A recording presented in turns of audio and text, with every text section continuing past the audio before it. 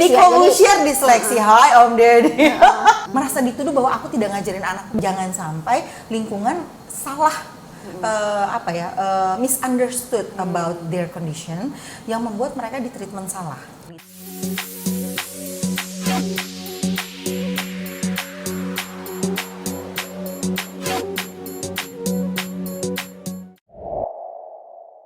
Halo sahabat kami, hari ini kita kedatangan tamu Ami Zain. Assalamualaikum. Waalaikumsalam. Jadi Ami Zain ini adalah seorang top 10 Master Chef Indonesia, MC juga, host juga, public speaking trainer. Oh my god, semua job diambil say. Aduh, terus buat kerjaan multi talenta ya dia ya. Bagi gue Gerni. Kan kerjaan gue diambil juga, Bo. Gak sanggup. Aduh, luar biasa ini ibu ini. Jadi Ami Zain ini kita undang hari ini sebagai narasumber di kisah kami karena sangat inspiring. Kisahnya sebagai ibu rumah tangga dan wanita bekerja juga. Jadi ibu rumah tangga yang sangat produktif. Waduh, Masya Allah. bener-bener. Kalau janjian sama Ami Zain tuh ya 3 bulan sebelum lo sebenarnya. Wede, jadwal ketat ya. Alhamdulillah loh, kita cepet ya. Belum tentu dia approve loh sama Ami Zain, belum Luar tentu. biasa. 3 bulan tahun cahaya. Terima kasih loh, dia udah langsung lock jadwal buat kita di kisah kami. Aku yang makasih terus terang diajakin sama 3 cewek-cewek kece ya kan. Sebetulnya salah, aku yang harus terinspirasi nih. Bisa aja. Boleh nggak dibilang teteh-teteh apa mbak-mbak atau teteh-teteh. Maaf ya. Assalamualaikum Uti ya. Waalaikumsalam Uti. Takut dilamar kita. Jadi cerita sedikit dong. Jadi sebenarnya apa sih tadi kan si Happy juga udah bilang nih sama kita. Maksudnya ini Master Chef juga, public speaking juga ya kan, terus MC psikolog juga. Sebenarnya setahu gua Ami Zain psikolog ya. Karena backgroundnya memang psikologi ya. Iya. Jadi sebenarnya awalnya tuh gimana sih Beb? Boleh cerita sedikit nggak sih? Awalnya tuh karena cicilan banyak. Sesuai kebutuhan. Jadi kreatif. Jadi ya udahlah, ini ada kerjaan apa? Ayo ya. Jadi intinya Bu, BU ya Bu. BU.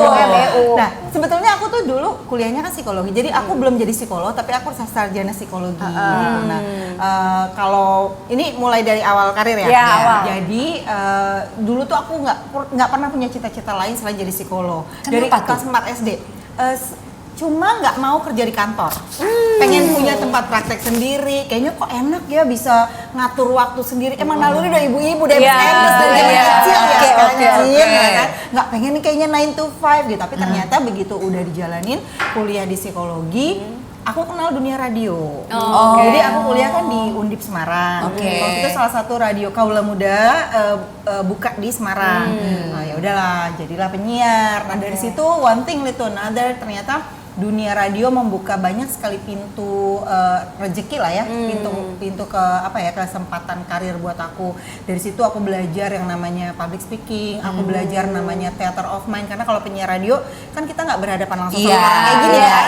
Jadi kita harus jalan tuh theater of mind-nya, seperti ngobrol sama pendengar. Ini pendengar kita lagi ngapain. Nah, dari situ tuh jadi belajar kan agak acting jadinya ya.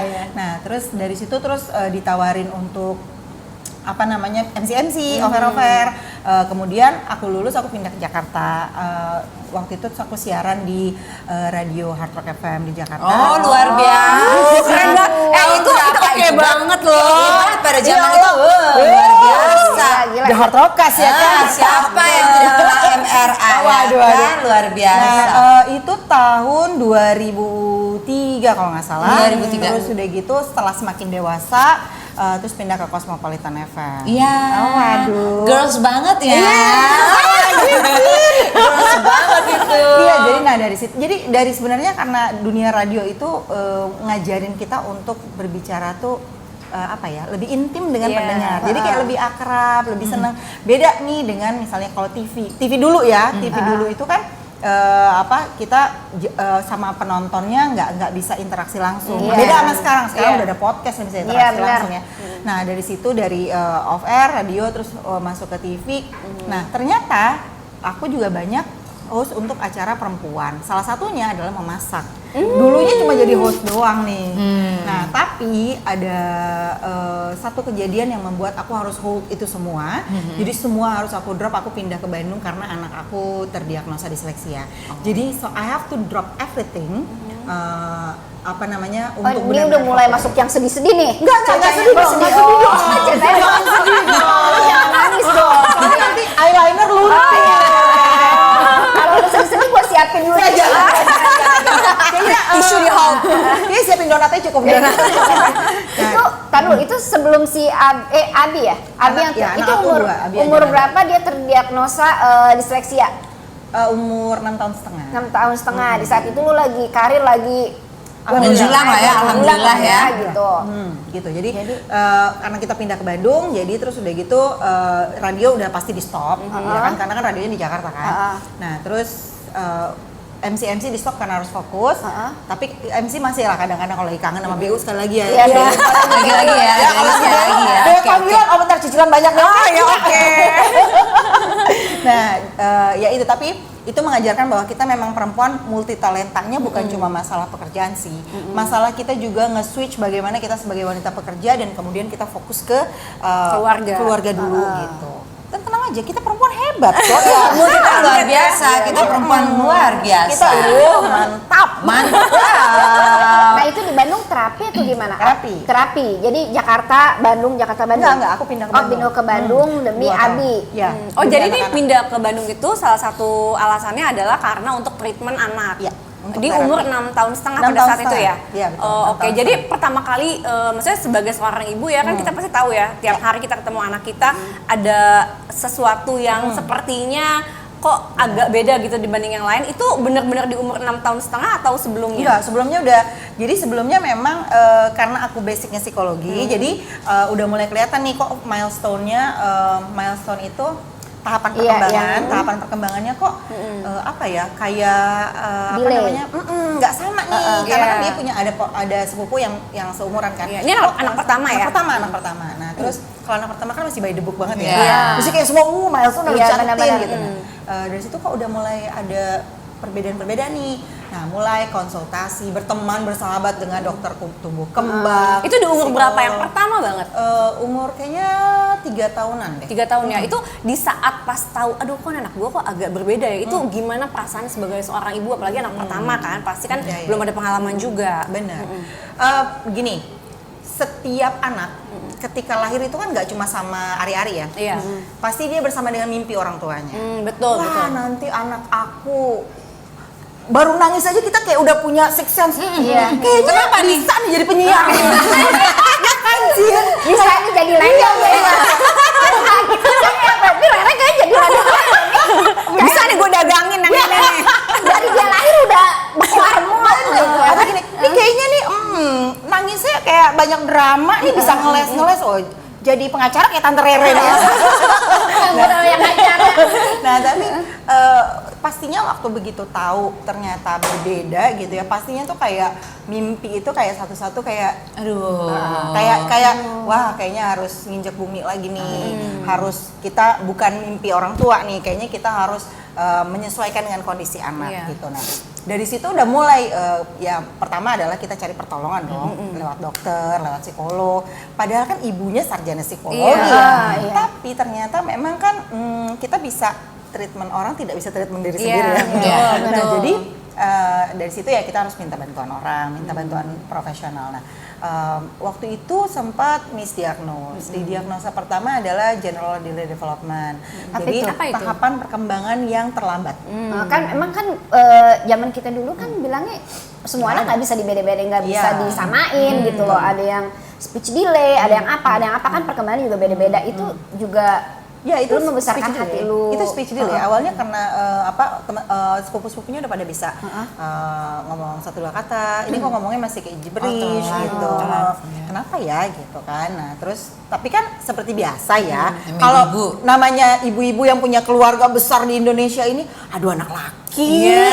Nanti juga bisa ngomong. bener, Oh mungkin jangan duluan nanti ngomongnya nanti ya tahu kan orang tua kayak gitu kan. Denial aja dulu ya kan. Bisa terlalu berlebihan jadi ibu gitu kan. Bener-bener itu Juga bener bisa Beb, itu bener kan, banget. Cin. Jadi kayak semua itu kayak harus tapi kan kita jadi kayak oh yaudah deh bener juga kali ya itu yang terjadi, jangan-jangan emang akunya aja nih yang terlalu lebay dan Itu di umur 3 tahun ya? di umur 3 tahun Awal banget ya? Iya, di umur merasa kayak oke, udah harusnya cari pertolongan nih gitu. Nah terus ya begitu dari 3 tahun terus akhirnya terapi tapi kok kayak missing puzzle, kayak oke, memang di terapi bener pasti setiap kali terapi treatment itu selalu ada hasil dong, walaupun selangkah 2 langkah adalah hasilnya, tapi kok kayak ini kayaknya nggak match nih sama simptomnya, sama gejalanya, kok masih ada yang kayak kurang cucok gitu loh. Jadi kayaknya diagnosanya nggak itu, tapi aku nggak punya apa-apa lagi yang lain, apalagi gitu. Nah sampai akhirnya dia masuk sekolah, terus Ini di sekolah spesial needs atau sekolah biasa? Jadi di sekolah itu dia sama, jadi kayak teman-temannya udah bisa baca, dia belum bisa baca. Terus dia itu nggak bisa diem, bawanya, tapi kita selalu berpikir, wah anak laki-laki energinya banyak gitu kan, biarin aja gitu. Positive thinking ya. Masih denial ya. Masih kan, soalnya kan banyak yang support bahwa ntar juga bisa gitu kan, tapi kan ternyata nggak begitu ya. Ternyata kan memang ada yang lama-lama bisa, tapi kita nggak bisa diemin aja. Nggak semua anak lahir jadi Tarzan, ya kan? Tarzan kan di hutan tiba-tiba pintar manjat pohon gitu, kan nggak bisa begitu ya gitu. Nah akhirnya kita sampai ketika usia sekolah masih nggak bisa juga. Nah alhamdulillahnya dipertemukan dengan dokter, waktu itu dokter Purboyo Solek, yang memang beliau itu disleksia itu adalah bidangnya. Nah jadi ketemu terus kita cerita, gini dok, gini, anaknya speech delay, diajarin baca sering lupa, jadi udah diajarin nih babi, bu, caci, cu gitu kan ya kita ngajarin, tapi kok sering lupa gitu, lupa terus dikasih tahu lupa, terus sering jatuh, sulit sama membedakan kanan kiri. Nah, jadi dia agak nggak balance gitu balance-nya nggak ada ya? Ya jadi sama kayak naik sepeda mbak. Naik sepeda itu kalau kita genjotnya pelan jatuh kan. Nah anak itu kan masalahnya dengan keseimbangan. Jadi dia tuh harus jalan cepat supaya dia seimbang. Kalau jalannya lambat ya jatuh. Kayak naik sepeda lah kurang lebih kayak gitu. Nah akhirnya diobservasi, kemudian diperiksa, di-assess, ternyata diagnosanya disleksia. Sebetulnya justru ketika diagnosa itu justru aku merasa lega. Akhirnya tahu setelah berapa lama ini kan. Jadi kalau kita tahu sebenarnya tuh justru bagus. Yes. Karena jadi kita ngerti ini anak mesti kita Iya, apain. bagaimana treatmentnya yang benar. tepat ya. Jangan sampai kita udahlah nggak apa-apa. Jadi denialnya berkepanjangan. Bukan buat kita loh, buat anak kita loh gitu kan. Nah jadi akhirnya, dari situ terus dokter karena diagnosanya adalah disleksia berat dengan ADHD, dengan oppositional defiant disorder, dan beberapa komorbid dengan disfaksi. Banyak banget ya. Ya, jadi disfaksi itu Simptomnya keseimbangan. Jadi disleksia itu jarang yang berdiri sendiri. Selalu ada komorbid. Komorbid itu adalah gejala penyerta. Jadi kalau disleksia itu kan gangguannya sebetulnya orang suka banyak salah sangka disleksia, oh yang nggak bisa baca ya gitu. Iya betul. Biasa orang-orang taunya gitu ya. Jadi sebenarnya definisi yang sebenarnya tuh apa sih? Jadi disleksia itu adalah gangguan berbahasa, bahasa lisan, bahasa tulisan, bahasa sosial. Nah bahasa lisan ini dia kalau ngomong itu suka kebulak-balik. Kayak misalnya anak aku by the way dua-duanya ternyata disleksia ya. Jadi karena si Adel genetik, juga? iya karena genetik kan. Ibunya juga. Oh gitu. Bapaknya juga. Aku juga dong berarti. Aku ganti nama si Gean kan. Bolak-balik. Jangan-jangan gue juga ya. Aku tadi bilangin ADHD juga kan semua orang kan maksudnya iya lu pasti ada kecenderungan ADHD juga, ada yang bilang kayak gitu loh. Beda dulu tuh gak ada namanya. Gak ada. Dulu mah kita bilang kalau orang tua kita kalau nggak bisa baca namanya bodoh. Iya benar. Nggak bisa diam namanya petakilan. Jadi terus udah gitu diapain nggak diapain juga. Orang tua kita kan bilangnya gitu, lu aja yang on gitu ya kan. Nah baca, ya nggak. Udah diajarin susah juga nggak bisa baca gitu. Bodoh gitu ya. On. Tapi disleksia itu mbak syaratnya IQ-nya harus normal. Jadi sebetulnya anak disleksia itu potensi kecerdasannya baik, tapi karena kemarin kebetulan kita juga habis ada acara tentang disleksi ya. Jadi ini kita ngomongin soal otak ya. Jadi ketika anak tidak dengan disleksia, ketika dia membaca itu ada 3 bagian otak itu yang shimmering and splendid gitu. Jadi kayak ada yang bekerja. Nah, anak disleksia itu hanya 1. Makanya bukannya dia tidak bisa, tapi dia bisa, harus waktunya lebih panjang, ngajarinnya harus dengan Agak cara yang lama tepat. ya. Ya, betul. Nah, tapi ketika dia sudah bisa, maka dia bisa. Oh gitu. Iya, ketika dia sudah bisa, karena kan potensi kecerdasan dia baik. Iya. Iya. Contoh orang disleksi yang sukses itu banyak. Yang apa namanya, yang punya, yang bikin Disney. Walt Disney itu disleksi, Tom Cruise disleksi, Jennifer Aniston disleksi. Itu bintang-bintang semua loh Deddy disleksi. Corbuzier disleksi. Hai Om Deddy. Gitu. Jadi sebetulnya nggak usah takut ketika anak kita terdiagnosa sesuatu. Bukan untuk ditangisi, bukan untuk disesali, tapi justru Untuk kita diobati ya? jadi tahu. Disleksia bukan penyakit by the way, tapi kondisi. Treatment, Jadi harus harus ada apa ya kita bilangnya di treatment terapi lah ya, di terapi gitu. Jadi karena dia bukan penyakit, dia tidak menular. Dan kemudian itu akan stay for the rest of our life. Jadi untuk disleksia seumur hidup kita akan disleksi. Tapi berarti kan genetik juga kan mempengaruhi kan? Iya. Tapi tuh misalnya gini ya, disleksia itu kan harus diterapi. Kalau terapi itu kan misalnya kita membutuhkan pertolongan profesional, di mana itu pasti ada biayanya kan. Kalau itu kan dia udah menangis loh, makanya semua job diambil ya kan. Nah, kalau misalnya itu terjadi pada keluarga yang kurang mampu itu biasanya gimana tuh? Terus terang ya, sebetulnya memang yang namanya terapi itu pasti ada biayanya. Apalagi disleksia itu belum terlalu dikenal. Iya. Bahkan mungkin autis lebih dikenal Iya. daripada disleksia. Tapi sekarang sih orang udah mulai aware ya dengan disleksia. Karena komunitas disleksia itu sering sekali membuat disleksia awareness, terus juga udah gitu datang ke sekolah-sekolah. Bahkan kalau aku masukin anakku ke satu sekolah, aku akan ngobrol sama kepala sekolahnya, gurunya, semua akan aku tahu tentang apa itu disleksia. So tidak ada menutup-nutupi, karena kan harus saling tahu. Karena anak-anak disleksia itu adalah anak-anak yang cerdas, tapi memerlukan cara belajar yang Berbeda. berbeda dan harus disesuaikan treatmentnya. dengan kondisinya. Nah, jangan sampai lingkungan salah misunderstood about their condition yang membuat mereka di treatment salah. Iya, atau makanya itu kan diperlakukan pasti salah. berhubungan tuh dengan biaya Iya. ya. Misalnya kita Ya, ada biaya keluarga lagi ya.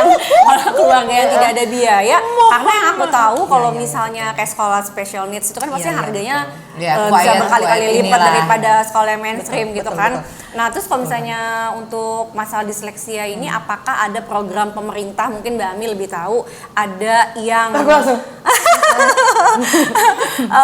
memfasilitasi nih para penderita disleksia yang berada di keluarga kurang mampu?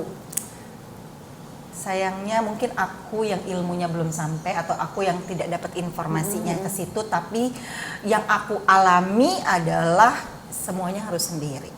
Gitu. Jadi kalau kita tidak kuat dalam hal materi, kayaknya ya udahlah ya, terima nasib aja gitu ya. Kayak cukup Nah. kesabaran sih. Jangan. Kesabaran gak sih? Tapi gini, kan kita berusaha itu tidak boleh menggantungkan sama orang lain. Yes. Ya kan? Nah, jadi sebetulnya banyak sekali orang tua yang membuat komunitas disleksi dan kemudian kita datang ke sekolah-sekolah, ke orang tua untuk ngasih tahu. Paling nggak satu deh, jangan sampai anaknya dimarah-marahin. Just because dia mungkin lama bacanya. Supaya membuka wawasan orang tua, supaya orang tua jadi berpikirnya atau point of view-nya bisa berbeda. Jadi nggak dibilang, oh dasar anak bodoh. Enggak, anak kita membeda. Dan jangan-jangan bedanya dari kita loh. Iya. Gitu. Iya. Jadi dulu, aku juga Mbak, dulu aku tuh ya namanya kita perempuan bekerja itu pulang sampai rumah kan capek. Tiba-tiba dapat laporan nih dari gurunya. Aku pernah banget ya sahabat kami ya. Jadi aku pulang sekolah udah capek banget, tiba-tiba dapat kan ada buku. Iya, buku kayak laporan daily gitu ya, report, gitu daily ya. report. Daily report dari gurunya. Itu kata-katanya begini. Abi belum bisa membaca. Tolong ibu di rumah diulang-ulang. Sebenarnya kan kalimat itu biasa aja ya. Tapi pada saat itu, di saat ibu yang udah capek banget ini, kesabaran kan tinggal segini. Mana sumbunya pendek banget lagi kan, ya kan? Terus aku langsung marah. Itu satu yang aku sesali sebetulnya. Tapi di situ tiba-tiba entah kenapa. Marah-marah sama anaknya? Iya dong, sama anaknya pasti. Sama gurunya? Enggak. Kalau gue kayaknya sama gurunya deh. Gue juga. Gitu ya.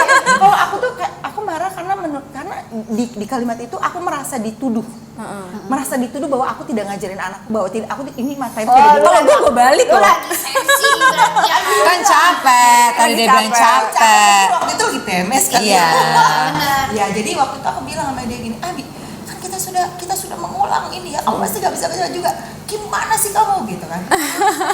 Iya, aslinya Iya, ngomel. tapi anak aku tuh anak-anak dengan special needs itu kan anak sweet ya. Supaya kayak gini, Mama, I'm really sorry, aku udah berusaha tapi aku nggak bisa, just help me gitu.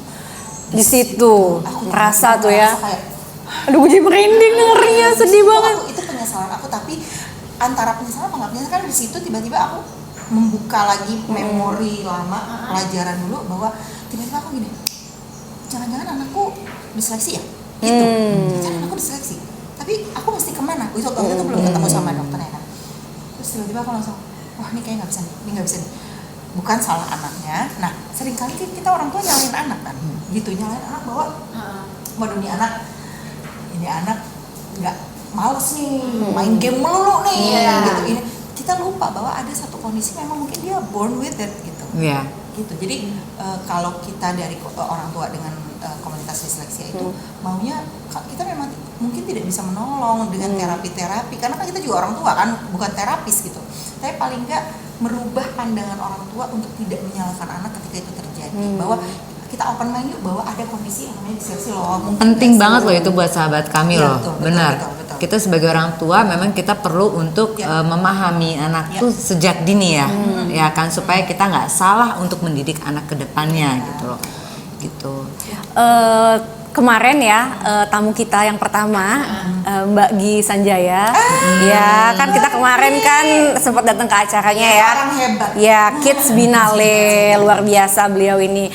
Nah, itu kan yang diangkat adalah kasus bullying pada anak-anak keterbatasan ya. Nah, yang aku mau tanya, apakah Abi pernah mendapatkan kasus seperti itu? Pernah dong. Pernah ya? Oh iya. Karena dong, karena kita harus akui bahwa tidak mudah untuk menerima perbedaan di sekitar kita. Betul. Ya kan? Perbedaan itu seringkali bukan kita anggap sebagai suatu kelebihan, tapi suatu yang lo beda sama gue, jadi jangan deket-deket sama gue gitu kan. Nah, pasti pernah. Seringkali, tapi apa ya? Maksudnya waktu di sekolah pernah dibully, terus aku menghadap ke sekolahnya, terus aku bilang gini. Waktu itu dia dibilang gini, you autis, go away gitu. Oh iya, sekasar itu ya. Nah tapi nggak, maksudnya gini, tapi kan mereka anak-anak, Iya. sama anak saya, mungkin nggak ngerti gitu. Jadi waktu itu aku minta sama gurunya, bisa nggak? Abi ini sudah tahu kondisi dirinya, karena kita nggak pernah nutupin sama dia bahwa Abi, you are dyslexic, cara belajar kamu berbeda, tapi kamu bisa menjadi hebat seperti contoh-contoh yang tadi aku bilang. Waktu Walt Disney ada banyak orang hebat. Jadi Abi itu sekolah di sekolah mainstream. Sekolah yang biasa. Sekolah Bukan yang special needs, regular ya. Nah, aku minta sama gurunya, boleh nggak Abi dikasih waktu untuk menceritakan sama teman-temannya tentang disleksi, biar nggak salah. Kondisi autis itu memang ada. Abi ini disleksi, berbeda, tapi bukan untuk dibedakan, gitu. Nah, jadi waktu itu alhamdulillahnya dikasih kesempatan sama gurunya, Abi cerita, teman-temannya banyak nanya. Salah satu pertanyaannya gini, Abi, how did you feel when people say bad things to you? Apa perasaan kamu ketika teman-teman itu ngomong sesuatu yang jelek sama kamu? Jawabannya cuma, I'm so sad and I'm confused because I don't know, I didn't know what I do wrong to them. Aku nggak tahu aku bikin salah apa sama mereka gitu. Kok Mereka membuli aku. Kasian ya. Oh, makanya kemarin itu Abi tuh membuat karya games ya, yang dia shot yang itu ya, bad words. Tapi berarti dia pintar banget dong, bisa Pintar bikin dia. games loh. Keren banget loh Keren anakmu. banget. Bener deh. Makasih banyak. Jadi aku kebetulan diajak sama Kakak Rere ini untuk ikutan acaranya Mbak Gi Sanjaya, untuk ikutan Kids Binale itu. Waktu itu Abi, kalau anaknya Kakak Rere kan melukis, nah aku Abi nggak terlalu into melukis. Jadi aku bilang Abi lagi bikin game. Nah kalau memang bisa ikutan, boleh nggak nih ikutan gamenya gitu. Nah sebetulnya acara itu yang menginspirasi. Jadi Abi tadinya bikin game gitu, game tembak-tembakan, terus karena temanya anti bullying ya, bullying dan intoleransi. Aku bilang, Abi gimana kalau gamenya kita bikin yang setema itu, gitu. Jadi musuhnya itu adalah kata-kata buruk. Aku selalu bilang sama Abi, jangan musuhin orangnya, jangan musuhin orang yang ngebully kamu, karena mungkin mereka juga korban dari sistem gitu. Maksudnya adalah mereka mungkin makanya di akhir game itu kalau udah main gitu ya, ada big enemy itu adalah reason why people being ngebully. Jadi kayak lack of love, abandon, terus victim of abuse. Jadi mereka sendiri korban bully. Ketika mereka punya kesempatan menunjukkan dia akhirnya dan melampiaskan ke orang lain gitu. Jadi, yang harus kita shoot, yang harus kita hancurkan atau kita kalau di game itu dihancurkan itu adalah perilaku buruknya, kata-kata buruknya. Coba Abi kira-kira apa ya kata-kata yang membuat orang itu sedih gitu. Terus dia bilang paling sedih tuh kalau dibilang stupid. Ya kan, paling sedih itu kalau dibilang coba tanya sama siapa aja apa, terus stupid, terus disgusting, fat, bad gitu. Oke, kalau gitu just put it in your enemy gitu. Kata-kata itu bukan orangnya yang Tapi di saat anak cerita gitu ya, misalnya ke ibunya di saat dia pulang ya, Mam nih aku tadi disebut ini kata-kata bad words itu ya, gimana tuh perasaan? How do you feel, Mbak? Sedih. Tapi gini, aku selalu berusaha untuk reka ulang. Kenapa bisa itu terjadi? Kenapa bisa teman itu membicarakan hal bad thing to you, gitu kan? Lu tuh nyamperin orang tuanya gak sih? Kalau kayak gitu? Enggak. Karena panggil tuh anaknya kalau karena kalau di sekolah kan menurut aku ada orang tua, ada guru. Cuma maksud gue temuin gitu loh guru sama muridnya itu loh, karena gue sendiri tuh udah pengen gitu gemes sendiri dan guru, kenapa saya tidak dipertemukan? sini gitu loh, gue ajarin dulu gitu loh maksud gue. Tapi gini, aku selalu diajarin bahwa kita nggak bisa kontrol dunia kan? Iya emang. Betul. Yang bisa kita kontrol diri kita sendiri. Adalah diri kita sendiri. Dan kebetulan kalau anak masih kita bisa bilangin. Jadi aku akan bilangin dia, Abi gimana coba kalau kamu melakukan hal itu gitu. Nggak enak kan? Nah kalau gitu berarti kita juga nggak boleh begitu sama orang. Tapi ada tapinya. You must stand up for yourself. Yes. Jadi misalnya dia udah duduk di kursi, terus tiba-tiba temannya gini, hey you move gitu kan. Bilang aja sama teman kamu, hey I pay here to go to this school. Oh iya. Jadi diajarin sama ibunya ya. Perlawanan. Bayar tuh bayar. Oke. Jadi enggak, tapi gini kita kan sering ngajarin anak buat sabar ya. Enggak boleh. Jangan boleh, you have to speak up. Juga juru jawara itu nggak bisa lo harus ngelawan. Kalau lo udah di suatu saat lo udah berkali-kali nih udah dijorokin laki gitu loh. Laki-laki perempuan sih harus ya. Kalau misalnya sesimpel gini deh, ini kan restoran enak banget makanannya enak, terus tiba-tiba ada yang nyalak antrian gitu kan, kamu bisa bilang antri belakang. Iya betul. Gitu. Jadi kayak dari awal kita bukan cuma nyuruh dia sabar, tapi kita harus tahu apa yang kita pertahankan. Kalau orang sudah say bad things to us, ya kita ngomong sama dia, nggak boleh gitu ya. Gitu. It hurts me. Gue setuju, karena itu mengajarkan mereka yang tadinya mungkin dia punya parents ignore tentang itu gitu ya, nggak pedulilah apa yang dilakuin anaknya kan, karena kan maksudnya sekarang banyak parents yang capek pulang untuk ngobrol juga jarang. Itu juga suddenly akhirnya mengajarkan dia untuk jadi berubah jadi baik gitu kan. Atau nggak sesimpel gini deh, orang bercanda. Iya. Nah, enggak. Tapi it's not funny sih. Bercanda itu harusnya nggak menyakiti. Iya, setuju aku. Jadi kalau kamu sudah merasa tidak nyaman, kamu harus ngomong. Kamu harus bilang sama teman kamu gitu. Tapi kan korban bully itu yang kena itu kan self esteem. Merasa. Iya. Tidak bisa membela juga ya. Jadi ketika bully itu terjadi, sebetulnya kita tuh yang satu harus ngasih tahu banget ke anak kita bahwa you means a lot to me. Iya. Lo tuh ya berharga. Iya, lo tuh berharga banget buat gue. Jadi kamu juga harus merasa berharga buat diri.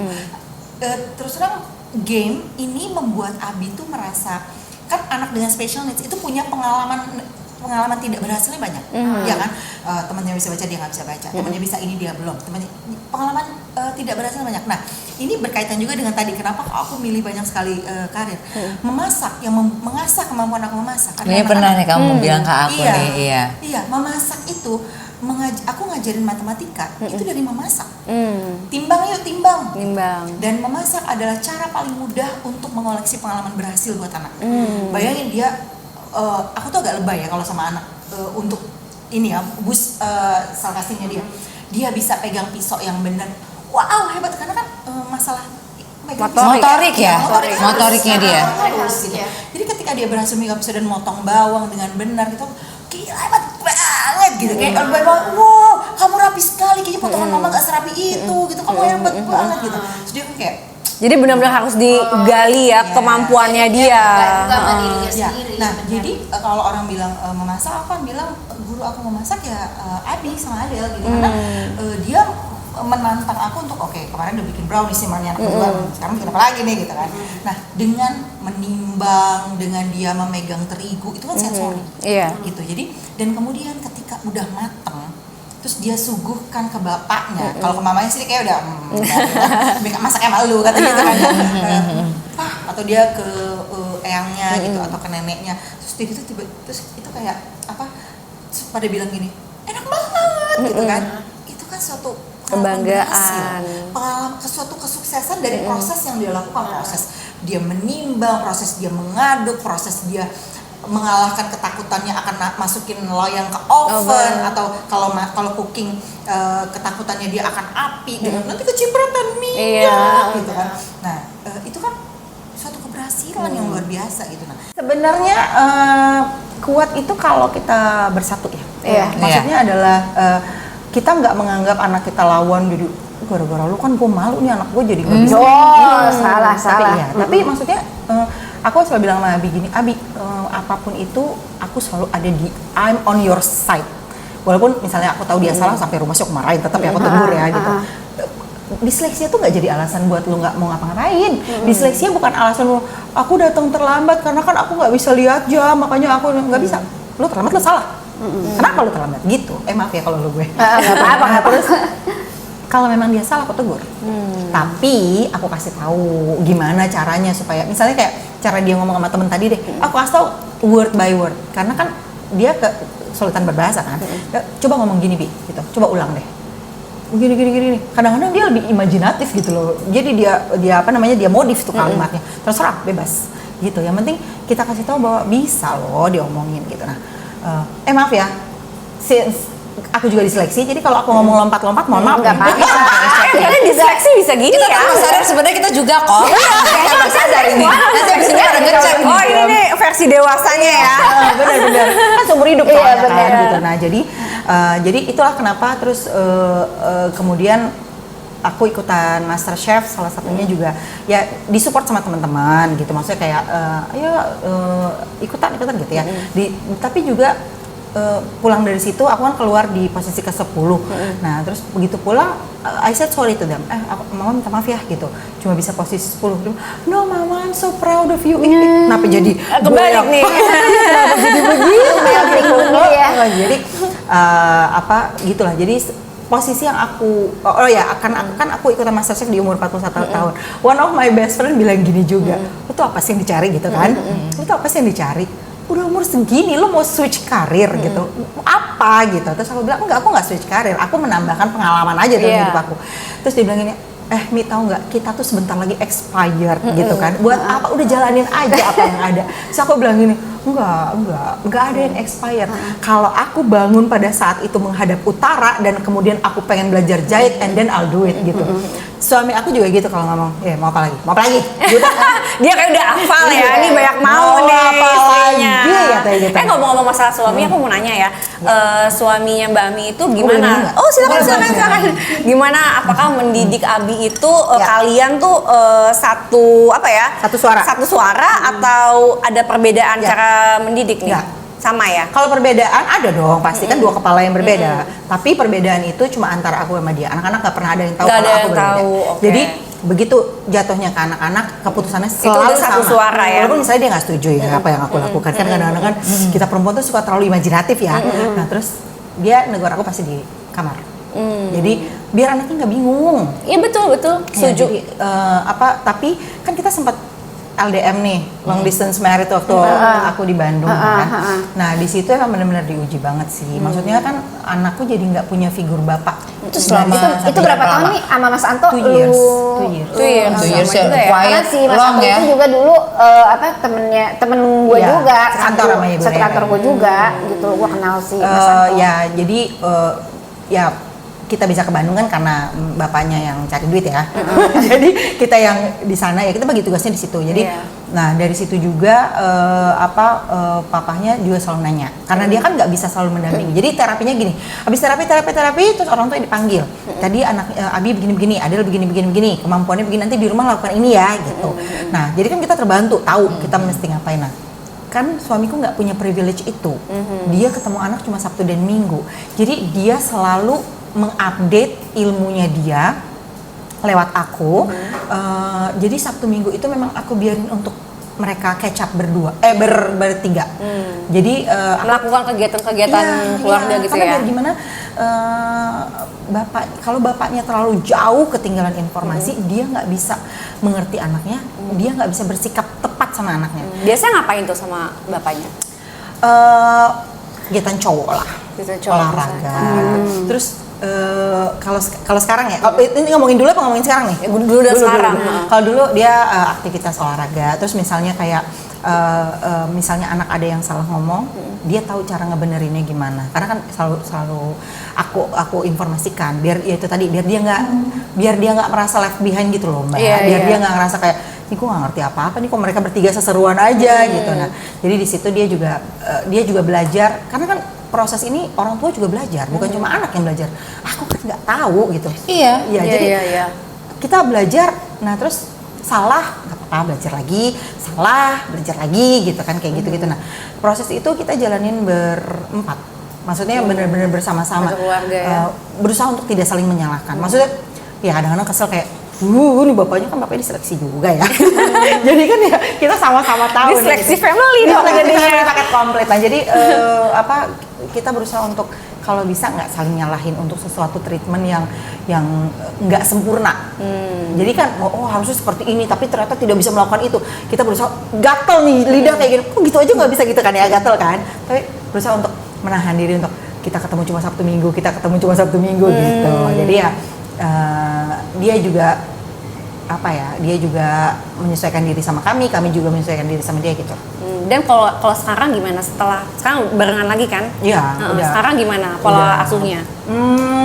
Nah kan Abi kan udah ABG, jadi kan udah mulai kenal tuh. Beda lagi tuh cewek-cewek. Dia deket ke kamu apa ke papinya kan sekarang? Dua-duanya sih, tapi kalau urusan cewek gitu laporannya ke aku, mama dia cantik loh mama, teman aku ini cantik loh gitu. Tapi kalau gimana mah cara aku ngomong sama dia ke papanya? Dia tahu balance ya dua-duanya ya. Oke. So, balik lagi kalau gue dengar dari cerita Ami kan selalu muji anaknya gitu ya. Di di setiap tindakan, pokoknya inget anak, terus nggak takut. Tapi apa lu mikir ya, nggak takut mentalnya cepet goyang kayak Gen Z nih, anak-anak zaman sekarang kan mentalnya cepet banget tuh goyang gitu kan. Kalau gue mah kayak tataran bapak gue aja gitu, keras juga ke anak gue gitu. Kalau menurut lu gimana gitu? Jadi ke anak juga harus keras gitu atau gimana tuh Mi? Iya kayak aku bilang tadi, kalau dia salah dia salah. Kalau dia salah tetap dikasih tahu salah. Aku tuh galak tau Mbak. Kalau anak-anak nanya aku tuh ibu kayak apa sih gitu. Berarti kayaknya semua emak-emak galak gitu, maksudnya ada sisi galaknya juga. Tapi kalau menurut gue tuh gini ya, kalau emak-emak galak itu kadang-kadang dia tahu bagaimana cara treatment ke anak. Iya. Tapi kita sebenarnya nggak boleh ngejudge ya. Misalnya kita ngeliat ada ibu-ibu nih lagi marah-marah sama anaknya, kita bilang itu ibu kok jahat banget sih sama anaknya. Sebenarnya kita nggak bisa ngejudge kayak gitu, karena setiap ibu itu sebenarnya lebih paham bagaimana cara nge-treat anaknya. Gue setuju. Ya kan? Beda-beda loh. Marahin anak tuh bukan berarti kita benci loh, Mbak. Itu salah satu cara kita kita sayang nih, kasih tahu nih love language kita mungkin ya, kita nggak mau dia salah kan gitu. Tapi kadang-kadang kalau anaknya udah nangis tuh gue juga kadang-kadang suka sedih sendiri juga, merasa bersalah gitu ya. Gila ya si Jawara sampai nangis sesenggukan gitu, apa gue terlalu keras apa gimana, gue juga mikir gitu sih.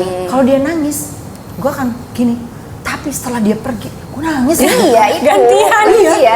Karena biar gimana kamu Itu kan kita pahit ya, part of us gitu gue ya. jahat banget ya, tapi pada at that moment menurut gue percakapan itu harus gue lakukan. Iya, Karena satu, gue nggak mau dia nantinya nggak tahu batasan dan merugikan orang lain. Kan berkata jelek sama orang tuh merugikan orang. Iya. Gue nggak mau dia merugikan orang, sama seperti gue selalu bilang, Abi, kamu tahu rasanya nggak enak diperlakukan buruk sama orang. Jangan berlaku buruk. Tapi sebenarnya gini loh, nggak semua orang tua itu memperlakukan anaknya seperti itu. Nah, dia lebih merasa jangan terlalu keras sama anak, mengakibatkan anaknya ini jadi kurang ajar. Dan itulah yang akhirnya ngebully-bully itu, karena kan orang tuanya sebenarnya kalau zaman dulu ya kita bilang lo nggak diajarin sama orang tua gitu kan. Iya, benar. Tapi itu banyak banget loh. Ya. Apalagi terjadi orang tua anak milenial itu ngedidik anaknya tuh kayak ya baik aja gitu. Sebenarnya kan baik ya, bukannya nggak boleh ya. Cuma akibatnya dari baik dan kayak iya aja itu akhirnya nih anak nih nggak learn, dia harus Iya, kayak terlalu gimana dimanja. gitu, nggak behave gitu. Iya, Karena misalnya anaknya minta mainan gitu, gitu kan, kasih, anaknya apa kasih, itu kan sebenarnya nggak mendidik kan. Itu sebenarnya membentuk banget itu karakter anak yang akhirnya jadi ngebully atau apa segala macam, karena dia nggak tahu batasan mana yang harus dilakukan, mana yang enggak. Karena sebab dari orang tua yang tidak mengajarkan di keluarga, menurut gue sih gitu. Jadi pengen, Baik lagi jadi loh. pengen ini ya, jadi pengen ngambil anaknya yang nggak diajarin di keluarga cara Kasih kan gue ini deh, gue Jadi balik lagi ke sahabat kami, itu didikan orang tua ke anak itu sangatlah penting. Iya. Jangan pernah malu kita untuk belajar mengenali diri kita sebelum kita mengamplifikan ke anak kita. Sayang banget, jangan sampai ya orang yang akan dapat impact itu nanti dia pas dia besarnya gitu loh. Jangan deh dimanja-manjain tuh kayak nggak good banget. Dan yang dibawa-bawa orang tua juga tuh anaknya siapa sih? Iya, pastinya. Wah, anaknya si Happy tuh nggak diajarin. Oh, Iya. kalau gue sih langsung malu. Iya nggak? Kenapa contohnya? Kenapa jadi gue ya? Atau kan anaknya si Karina tuh yang mana gue gitu ya kan? Gue so emosian loh kalau anaknya digituin juga. Iya. Oh, Tapi gini, kalau aku negor Abi atau aku negor Adil, atau aku negor anak-anakku, even negor suamiku, aku make sure dia ngerti kenapa apa yang aku tegur. Jadi nggak cuma dasar malas banget, nggak. Tapi kayak gini, tadi pagi kamu kamarnya mama masuk selimut masih berantakan. Jadi dia ngerti karena di seleksi itu suka salah persepsi, Mbak. Jangan sampai dia ngerasa aku nggak ngebolehin dia misalnya ngapain ya, mungkin dia nggak ngeberesin kamarnya karena dia mau main sama temannya gitu ya. Terus malas banget sih, udah tahu-tahu udah main aja sama temen. Nah, bukan, aku nggak marah dia main sama temennya. Aku menegur ada hal-hal yang harusnya dia lakukan tapi tidak dia lakukan. Jadi karena kadang-kadang gini, kenapa sih aku nggak boleh main sama temanku? Lah, salah, bukan nggak boleh main sama teman. Selesaikan dulu yang jadi tanggung jawab, baru kamu nuntut hak gitu. Betul lah, itu mengajarkan hak dan Iya, kewajiban itu iya. penting banget loh. Karena setuju. misalnya gini loh, kita ya di dalam setuju aja. di dalam dunia usaha nih ya, kan kita punya karyawan banyak nih, banyak banget yang cuma menuntut haknya, tapi kewajiban enggak. Ya ini nih sebenarnya karena pola asuh yang salah dari Orang lingkup tua, keluarga, iya. Ya. Nah, kan kita tahu ya, kita sebagai orang yang juga bekerja dengan orang lain, tahu banget rasanya berhadapan dengan orang yang mungkin tidak tahu batasan, dua tidak bisa blending keinginan diri dengan harapan masyarakat gitu. Nah, kita juga nggak mau dong anak kita kayak gitu, apalagi kita tahu bahwa anak kita punya keistimewaan gitu. Jadi kalau aku bilang, Abi, mama tidak akan selalu ada di samping kamu, papa tidak akan selalu di samping kamu yang melindungi kamu ketika kamu misalnya diserang orang, and then Oke, telepon mama, help me. Iya, benar. Tring, I'm here. Iya, nggak bisa gitu. Memang nggak bisa gitu. Jadi ya kamu harus bisa Membela diri sendiri. Iya, sama satu lagi adalah kamu jangan sampai merugikan orang lain. Udah gitu aja gitu. Terus tapi kan proses itu nggak semudah dibicarakan. Iya. Itu kan proses trial error, tangis-tangisan, dia merasa you don't understand me, kamu mama tuh cuma mau ngomongnya sendiri. Itu ada di rumah kami. Makanya aku kan kebetulan kita dekat sama tetangga, selalu ngomong gini, mohon maaf ya, kalau misalnya dengar suara aku tiba-tiba 8 oktav, percayalah bahwa saya sudah pernah 1 oktav, 2 oktav, tapi nggak didengar 8 oktav. Tiba-tiba ya maksudnya memang kadang-kadang ya kan kita bukan malaikat yang tiba-tiba ngomongnya selalu baik gitu. Mama kamu manusia juga, nak. Iya, gitu. benar. Jadi selama gue denger kisah lo cukup menginspire gue to be honest as a mom, mungkin dari sahabat kami di luaran juga momsnya. Jadi intinya lo nggak perlu merasa gimana ya down, maybe you have your kids like ada disleksia itu, jangan pernah down dan jangan pernah ngerasa tadi yang dia bilang tadi sama Mbak Ami kan bahwa untuk treatmentnya itu kan memang quite expensive. Jangan lihat itu. Contoh dia dari memasak itu ya, Bo. Dari Ya kan treatment itu boleh dicoba mungkin untuk parents yang di luar sana. Coba deh treatment yang mungkin memasak itu nggak biaya loh. Iya. Coba deh mungkin dari situ ya. Ini ngadonin bukti loh Abi. ya kan itu melatih motorik halus. Iya. ya. Aku buka kelas masak anak tujuannya itu. Nah, boleh dicoba juga di mana tuh? Gimana tuh? Coba Masih di rumah sama kebetulan aku punya restoran kecil di Bintaro. Nah, kenapa? Bukan buat anak itu buat jadi chef atau enggak, tapi satu adalah ngumpulin pengalaman berhasil aja. Bisa kok gitu. Jadi kalau dibilang aku nggak bisa, buktinya nih. Jadi nanti taruh di description box kita ya nanti ya. Buat itu dari umur berapa belajar masaknya di situ? Dari sebenarnya kalau sekarang sih banyak anak SD SMP ya.